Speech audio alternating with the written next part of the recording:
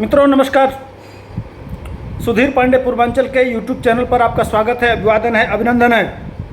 फटाफट लाइक करिए, शेयर करिए और सब्सक्राइब करिए। बहुत बड़ी खबर है। इंतज़ार के दिन ख़त्म हो रहे हैं धीरे धीरे, और कहा जाता है ना, रात जाती है तो दिन आता है, और तो वो दिन आने वाला है। आप चिंता में थे ना कि मनीष कश्यप कब आएंगे, कैसे आएंगे, कैसे आएंगे। तो अब तक कोई बड़ा राजनीतिक दल या बड़े लोग खुल के बैटिंग करने मनीष कश्यप के पक्ष में नहीं आ रहे थे। इसलिए बड़ी लॉबिंग नहीं हो रही थी, बड़ी टीम नहीं लड़ रही थी, बड़ा बैटिंग नहीं हो रहा था। अकेला वह परिवार लगातार संघर्षरत था। लेकिन आपके लिए बहुत बड़ी खुशखबरी है कि अब बड़ी टीम आ गई है मनीष कश्यप के पक्ष में बैटिंग करने के लिए। बिहार के पूर्व उप मुख्यमंत्री सुशील मोदी, जो बड़ा कद है, बड़े नेता हैं, वो अगर कहें कि नीतीश कुमार के बाद अगर किसी का नाम अगर नेतृत्व में आता है तो वो सुशील मोदी का नाम आता है। आज से नहीं आ रहा है, जब से नीतीश कुमार खड़ा हुए तब से आ रहा है। बताते चले कि आखिर कारण क्या है, कहाँ से आ गए, कैसे आ गए सुशील मोदी समर्थन करने। तो अपने फेसबुक पेज पर उन्होंने साफ साफ लिखा है कि मनीष कश्यप को फर्जी मुकदमे में डाल के और तमिलनाडु के जेल में भेजा गया। और कारण यह था कि कल जो तेजस्वी यादव थे वह कल 1975 में लगाया गया था इमरजेंसी के समय क्या क्या हुआ था। लालू यादव अपनी बेटी का नाम मीसा रखते हैं। लालू यादव भी जेल में थे। उसी साल मीसा का जन्म भी हुआ था संभवतः, इसीलिए उसका नाम बड़ी बेटी का मीसा रख दिए थे। उसी आंदोलन से जेपी आंदोलन, जेपी मूवमेंट जिसको कहा जाता है, उसी से नीतीश कुमार निकले हैं। सारे जितने समाजवादी बड़े बड़े नेता कहते हैं, उस समय जेपी आंदोलन और इमरजेंसी की बड़ी बड़ी बातें होती थी। पहले बहुत चर्चा करता था पूरा प्रेस, सारे पत्रकारों को उठा के 19 महीने के लिए जेल में डाल दिया गया था। कोई सरकार का विरोध करता था, हाथ पैर तोड़ दिया जाता था। छोटे छोटे बच्चे, 16 साल के 17 साल के बच्चे भी जो कहीं गिनती में आ जाते थे कि सरकार का विरोध कर रहे हैं, या किसी विरोधी नेता का नाम भी अगर आपने रख दिया तो भी आपको उठा के जेल में डाल दिया था। इस तरह की इमरजेंसी थी। उस इमरजेंसी से पैदा उस समय की इमरजेंसी को बुला के तेजस्वी यादव यह कह रहे थे कि वर्तमान में ईडी और सीबीआई हम लोगों के ऊपर पूरे विपक्ष को अटैक कर दिया है। वो मैंने इनके कहने का यह मतलब था कि हम लोगों के ऊपर भारत सरकार भ्रष्टाचार के नाम पे हमको दबाना चाहती है, लोकतंत्र को ख़त्म करना चाहती है, हमारे राजनीतिक अस्तित्व को ख़त्म करना चाहती है।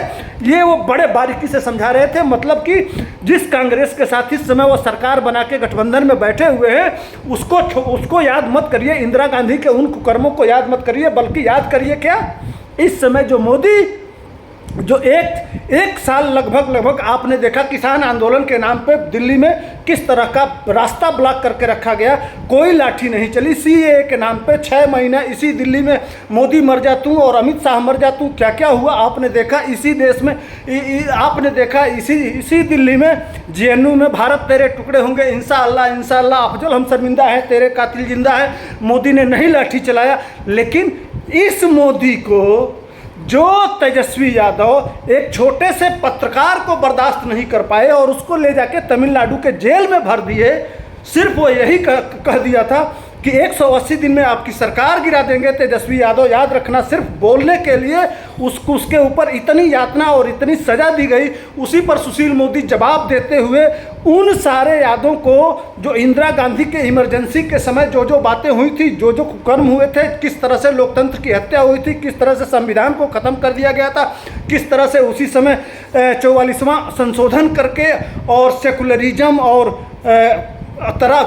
तमाम चीज़ें, सेकुलरिज्म और सोशलिज्म संविधान में डाल दिया गया था। वह सारी बातों को एक्सपोज करके बड़ी बारीकी से वो नहले पे दहला दे रहे थे और इनकी रिलाई कर रहे थे सुशील मोदी।